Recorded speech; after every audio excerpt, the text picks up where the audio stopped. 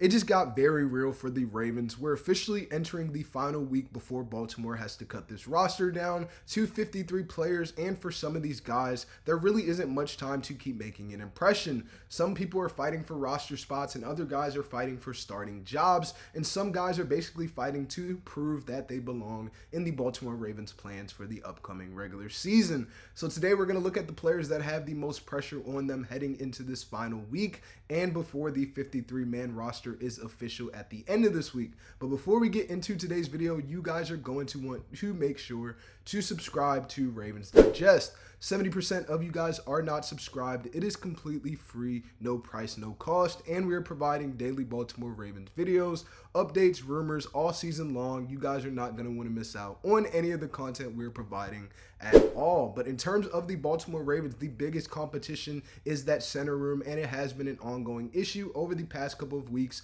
especially with the injury to Danny Pinter. And with Danny Pinter's injury completely changing the competition, it is now between Ethan Pocic and Jovaughn Gwyn battling for that starting job. And as we know, Pocic has the experience. He has 97 career starts, and he's also coming off of an Achilles injury. So Baltimore needs to know if he is healthy enough to handle the workload of a starting center and to be able to protect Lamar Jackson consistently on a week-to-week basis. But he got plenty of work against Minnesota during that preseason game, and this final week is all about showing the coaching staff that Danny Pinter is ready for this switch, because if he can prove that he is healthy and comfortable within this new offense, he has a very legitimate chance to win the starting job for the Baltimore Ravens in this competition. And honestly, the other side of the battle might be even more interesting when you look at Jovaughn Gwyn, because Jovaughn Gwyn is another player now that suddenly has one of the biggest opportunities of his entire career. He's 27 years old, has never started in an NFL game, and he's now legitimately competing to be Lamar Jackson's starting center in week 1. And the Baltimore Ravens already know that they can trust him in terms because he does so much more than just play center. He is a movable guard and can play on the left and in the right side. And he also knows Dwayne Ledford's system because he was an Atlanta Falcon. And Jesse Minter has talked about what Gwyn understands and what Baltimore wants to see from him in terms of the offensive line. So he doesn't need to go out there and be the next Tyler Linderbaum. He just needs to be consistent, make calls, protect Lamar, and be winning at the point of attack when these pro-level D linemen such as Myles Garrett are trying to attack you. And if Jovaughn Gwyn can do this against the Commanders in this upcoming preseason game, then the competition can really come to the very end for the Baltimore Ravens. And while Pocic and Gwyn are both fighting for that starting job, there is another offensive lineman for the Baltimore Ravens who is still making a push, and that is Corey Bullock. Corey Bullock is another interesting position for the Baltimore Ravens himself, as he played a team-high 38 snaps against Minnesota, and he can also play guard and center and is movable, which makes him even more valuable after Pinter's injury. And he needs to convince the Baltimore Ravens that if somebody gets hurt, he can step in and keep this offense in a moving state. And another steady performance against the Commanders could really make him difficult to cut in that offensive line room amidst of everything that has happened over the past couple of weeks. But let's move away from the offensive line. Another position where the pecking order, and I'm very excited to talk about, is the running back room for the Baltimore Ravens, because I feel like Adam Randall is a player who has made that push towards a running back 3 spot, but Rasheen Ali still has some work to do in this running back room. And Ali needs to finish this preseason at a strong and a high note, but he necessarily doesn't need to rush for 100 yards against the Commanders or have any high-level yardage situation such as this. He needs to make the little things matter, whether it is the pass protection for the Ravens, him contributing on special teams in the receiving game, or him having elite ball security. If Ali can contribute in these multiple areas, Baltimore has a reason to keep 4 running backs, because I don't see Adam Randall getting cut at all. He is a player that the Baltimore Ravens are going to build their future around, and it would be very unbiased to get rid of him for Rasheen Ali. So I think keeping 4 running backs would be the way to go for the Baltimore Ravens in multiple areas. And if not, he could be a practice spot player for the Baltimore Ravens until you see that development between Adam Randall and these other running back pieces. And the same idea applies to the receiver room for the Baltimore Ravens, because as we know, Jacoby Lane has been on a different level this entire camp and preseason, but Devontae Walker is a player who's been here since last year. He has the size, he has the athleticism, and the ability to make plays downfield. but the Baltimore Ravens have too many young receivers competing for opportunities, and Walker needs to remind the Baltimore Ravens fans and the coaching staff what separates him and what made him such a high-level prospect coming out of UNC.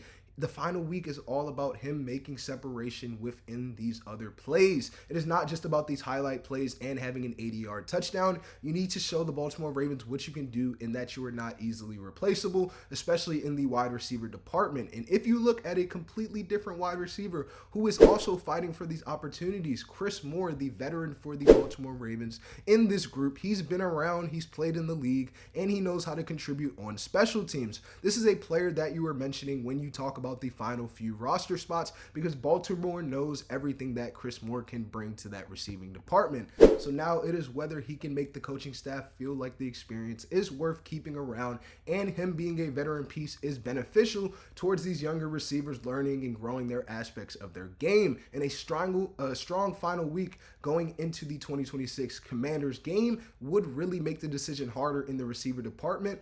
But again, the receiver department is just a tough thing for the Baltimore Ravens due to how many spots are really up for grabs, but not necessarily because these rookies are showing out and improving every single day. So it is really making it harder for this. But the Baltimore Ravens know in that offensive position, they have many things that they need to work on, and also many positions that could see some shifts over the next couple of weeks. And another position that could see a shift is the tight end spot with Josh Cuevas out of Alabama. And he is another player to watch. As we know, Mark Andrews is obviously locked in, and Durham Smythe brings the experience, but behind them, I already think that Matthew Hibner can have a very pivotal role. So Josh Cuevas needs to continue to show his potential. Can he block? Can he play special teams? Can the Baltimore Ravens trust him? And yes, we've seen the flashes of him as a receiver, but we need to see more in the other perspective of the NFL game. So these questions can be answered in terms of, can he make the 53-man roster, and is he worth keeping in a crowded tight end room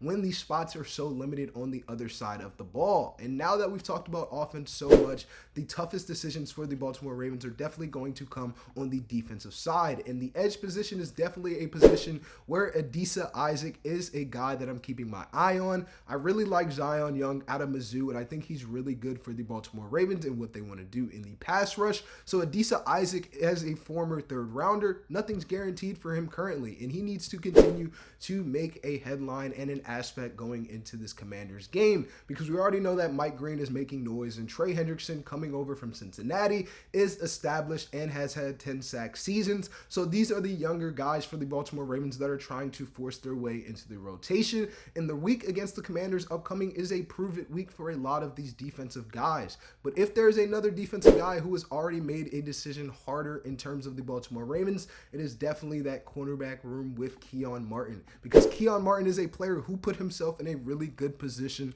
He's been making plays throughout the entire preseason, especially against Philly, and then there's some special teams value around what he can bring. And if he can cover kicks and play defensively, as we know, with a nice couple of plays against the Vikings and at home, these are the kind of players that the coaches for the Baltimore Ravens want in their defensive back room, and he could really have his spot secured going into this next week if he has a really good week against the Commanders. But a strong week, of course, could also make it difficult for other players such as Keandre Jackson to be maintained for the Baltimore Ravens and their roster. But finally, staying on defense, we're going to move into the inside of the line for the Baltimore Ravens. And a player I'm very excited about on the defensive line out of Michigan is Rashad Benny. And I personally watched Rashad Benny at Michigan during my time. And Rashad Benny is one of those players that is fighting for a final defensive line spot. And preseason football is so important for the Baltimore Ravens, but we already know their D-line is also very loaded with Justin Madubuike, Calais Campbell, and these other pieces for the Baltimore Ravens. So the biggest questions for Benny